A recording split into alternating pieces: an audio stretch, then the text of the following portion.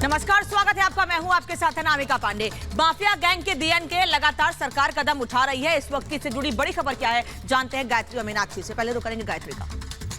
शुक्रिया अनामिका, मैं हूं आपके साथ गायत्री शर्मा। दोपहर के 1 बज चुके हैं। वक्त तमाम बड़ी खबरों का, और इस वक्त जो बड़ी खबर आ रही है वो बड़ी खबर है अतीक मर्डर केस को लेकर। क्या बड़ी खबर है आपको बताएंगी मीनाक्षी। बहुत शुक्रिया। बुलेटिन की शुरुआत करेंगे इस वक्त की बड़ी खबर के साथ। बड़ी खबर सबसे ये है कि अतीक अहमद ने खुद पर हमले की साजिश रची थी और यहाँ शूटर्स ने उसको डबल क्रॉस किया, हमले की जगह उसका मर्डर कर दिया। दरअसल प्लान पूरा ये था। सूत्रों के हवाले से ये अब तक की सबसे बड़ी खबर आपको बता रहे हैं कि पुलिस कस्टडी में खुद पर हमला करवा करके पुलिस की जो और व्यवस्था है उसे चौक चौबंद करवाना चाहता था रिमांड में रहते हुए अतीक और अशरफ, और इसीलिए अतीक अहमद ने यहां खुद पर सबसे बड़ा हमला करवाने की जो साजिश है वो रची थी।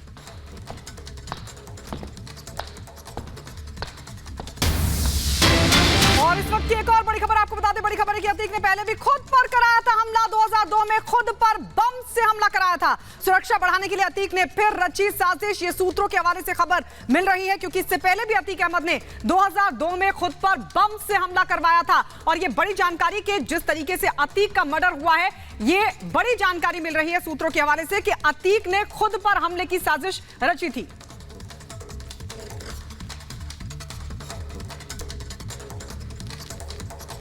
और सूत्रों के हवाले से इस वक्त एक और बड़ी खबर आपको बता दें कि अतीक की साजिश के कुछ कनेक्शन भी मिले थे।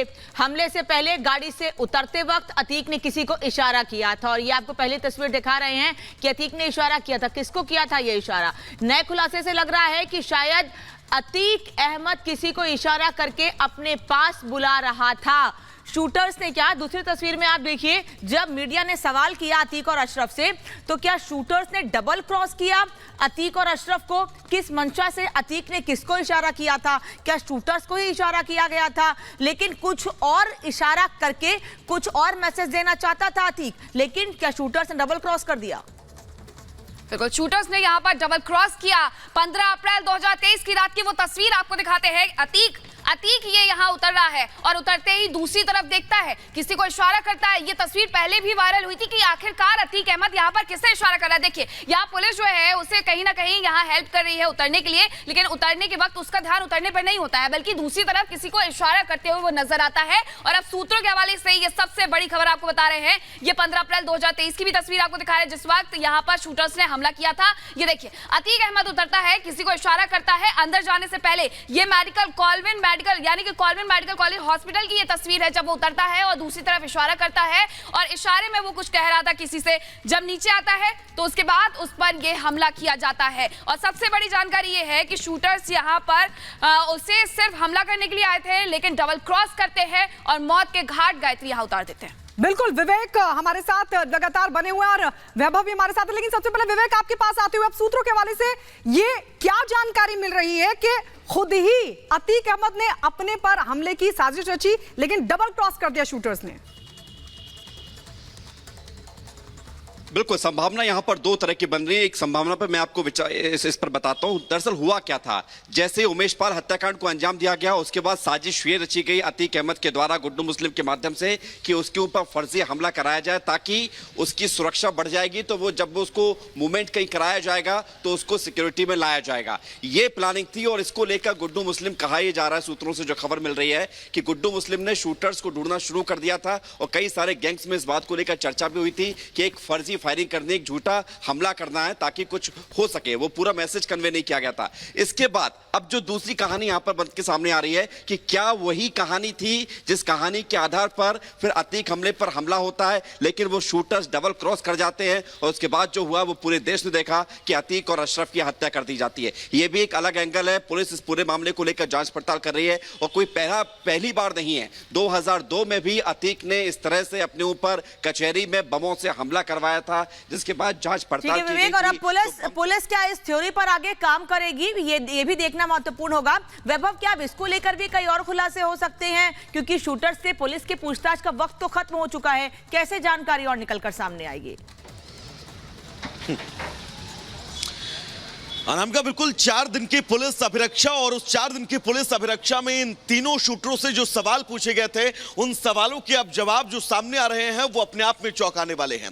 क्योंकि 15 तारीख की वो रात जिसने कई सवालों को जन्म दिया और अब उन सवालों में सूत्रों के हवाले से खबर ये कि अतीक अहमद के ही किसी बहुत खास ने उन शूटर्स को ये कहकर वहां पर भेजा था कि आपको सिर्फ और सिर्फ हवाई फायरिंग करनी हो और मकसद ये सुरक्षा व्यवस्था और ज्यादा चाक चौबंद कर दी जाए। क्योंकि अतीक अहमद और अशरफ को जिस तरह से लगातार तमाम चाहे मेडिकल के लिए ले जाना हो, पूछताछ के लिए उन तमाम लोकेशंस पर ले जाना हो, ऐसे में सुरक्षा और ज्यादा चाक चौबंद हो। क्योंकि अशरफ और अतीक पहले भी हत्या की आशंका जता चुके हैं।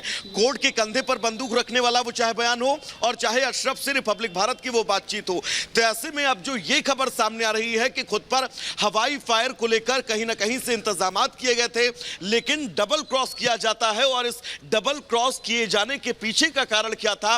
और अगर इन तीनों हमलावरों को ये ट्रेन करके भेजा गया था कि आपको सिर्फ और सिर्फ सुरक्षा व्यवस्था बढ़वाने के लिहाज से हवाई फायर करना है, ऐसे में ये तीनों शूटर कैसे अतीक अहमद और अशरफ के ऊपर 40 सेकंड तक लगातार फायरिंग करते हैं। और मकसद बिल्कुल साफ समझा जा सकता है कि उनका मकसद यही था। और वैभव, मकसद क्या था? और पुलिस इस थ्योरी पर भी आगे काम करेगी, लेकिन खुलासे कैसे होंगे, कब होंगे, क्या फिर से पूछताछ के लिए पुलिस रिमांड मांगेगी, ये सभी सवाल उठ रहे हैं। वैभव और विवेक लगातार हमारे साथ जुड़े, लेकिन एक और तस्वीर जो हमने पहले आपको दिखाई वो फिर से दिखा देते हैं। ये तस्वीर देखिए, ये अतीक अहमद गाड़ी से बाहर निकलता है, पुलिस की ये जीप है जिससे अतीक बाहर निकलता है और अपने बाएं तरफ देखकर किसी को इशारा करता है। कौन है ये जिसको इशारा किया जाता है? ये शख्स कैमरे की रेंज में नहीं है, लेकिन देखिए कैसे अतीक उतरते के साथ ही अपने सिर को हिलाता है और सिर को हिलाकर उस ओर इशारा करता है जहां कोई खड़ा हुआ है। अब सवाल यही है कि क्या शूटर्स को इशारा करके बुलाया गया था? इतनी बड़ी पुलिस फौज खड़ी है, किसी को नहीं पता है कि आखिर अतीक ने किसको इशारा किया।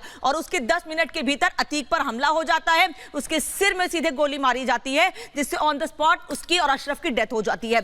अभी देखिए कैसे एक बार फिर कि अतीक इशारा कर रहा है, लेकिन इशारा करके किसको बुला रहा है, अब पुलिस इस आधार पर पूरे मामले की छानबीन कर रही है। बिल्कुल हमारे साथ बिल्कुल लगातार हमारे दोनों सहयोगी हमारे साथ बने हुए हैं, लेकिन सवाल जो अभी अनामिका तस्वीर दिखा रही थी, लेकिन सवाल ये खड़ा होता है विवेक कि आखिर अतीक ऐसा क्यों करेगा। और फिर सवाल ये भी खड़ा होता है कि क्या अभी भी जेल में रहते हुए किसी के संपर्क में अतीक अहमद था?